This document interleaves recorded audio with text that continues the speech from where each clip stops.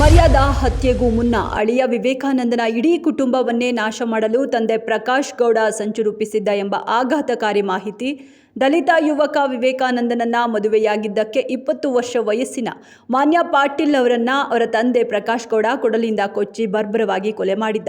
ಕೇವಲ ಮಗಳ ಹತ್ಯೆ ಮಾತ್ರವಲ್ಲ, ಅಳಿಯ ವಿವೇಕಾನಂದನ ತಂದೆ ಮತ್ತು ವಿವೇಕಾನಂದನನ್ನು ಕೊಲ್ಲಲು ಪ್ರಕಾಶ್ ಗೌಡ ಮಾಸ್ಟರ್ ಪ್ಲಾನ್ ಮಾಡಿದ್ದ.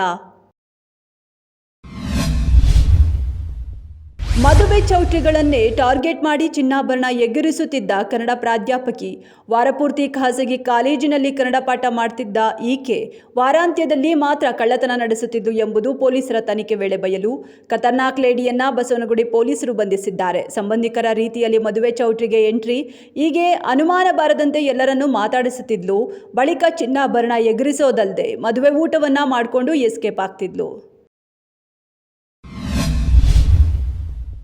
ಚಿನ್ನಸ್ವಾಮಿ ಸ್ಟೇಡಿಯಂನಲ್ಲಿ ಯಾವುದೇ ಮ್ಯಾಚ್ ನಡೆಸಲು ಅನುಮತಿ ಇಲ್ಲ.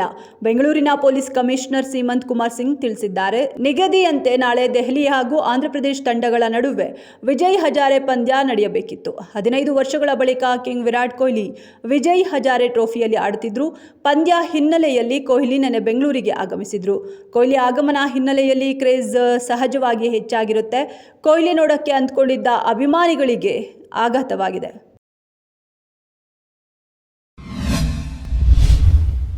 ಬಾಂಗ್ಲಾದೇಶದಲ್ಲಿ ನಿರಂತರವಾಗಿ ಮೊಹಮ್ಮದ್ ಯೂನಸ್ ಮಧ್ಯಂತರ ಸರ್ಕಾರದ ಅವಧಿಯಲ್ಲಿ ಹಿಂದೂಗಳ ಮೇಲೆ ದೌರ್ಜನ್ಯ, ಹಿಂದೂಗಳನ್ನು ಸಜೀವ ದಹನ ಮಾಡಲಾಗ್ತಿದೆ. ಇದನ್ನು ಖಂಡಿಸಿ ಇಂದು ಹಿಂದೂ ಸಂಘಟನೆಗಳು ದೆಹಲಿಯ ಬಾಂಗ್ಲಾ ಹೈಕಮಿಷನ್ ಕಚೇರಿ ಎದುರು ಪ್ರತಿಭಟನೆ ನಡೆಸಿವೆ. ದೆಹಲಿಯ ಜೊತೆಗೆ ಕೋಲ್ಕತಾದಲ್ಲಿಯೂ ಬಾಂಗ್ಲಾದೇಶ ವಿರೋಧಿ ಪ್ರತಿಭಟನೆಗಳು ಭುಗಿಲೆದ್ದಿವೆ. ಇದರ ಪರಿಣಾಮವಾಗಿ ಢಾಕಾದಲ್ಲಿರುವ ಭಾರತೀಯ ಹೈಕಮಿಷನ್ನಲ್ಲಿ ಭದ್ರತೆಯನ್ನು ಹೆಚ್ಚಿಸಲಾಗಿದೆ. ಕುರುಡನಾಗಿದ್ದ ಈತ ಹಗಲಲ್ಲೇ ಮನೆ ದೋಚುತ್ತಿದ್ದ ಅಂತಾರಾಜ್ಯ ಖದೀಮನನ್ನ ಬೆಂಗಳೂರಿನಲ್ಲಿ ಬಂಧಿಸಲಾಗಿದೆ. ಆರೋಪಿಯಿಂದ 65,28,000 ರು ಮೌಲ್ಯದ ಚಿನ್ನಾಭರಣ ಮತ್ತು ನಗದು ವಶ. ಆರೋಪಿ ಮೊಹಮ್ಮದ್ ಖಾನ್ ರಾತ್ರಿ ಹೊತ್ತು ತನಗೆ ಸರಿಯಾಗಿ ಕಾಣಿಸೋದಿಲ್ಲ ಎಂಬ ಕಾರಣಕ್ಕೆ ಹಗಲು ಹೊತ್ತಲ್ಲೇ ಕಳ್ಳತನ ಆರಿಸಿಕೊಳ್ತಿದ್ದ. ಜೆಪಿ ನಗರದಲ್ಲಿ ವಾಸವಾಗಿರೋ ಕಿರುತೆರೆ ನಟ ಪ್ರವೀಣ್ ಅವರ ಮನೆಯಲ್ಲಿ ನಡೆದ ಕಳ್ಳತನ ಪ್ರಕರಣ ಈತನ ಬಂಧನಕ್ಕೆ ನಾಂದಿ ಹಾಡಿತ್ತು.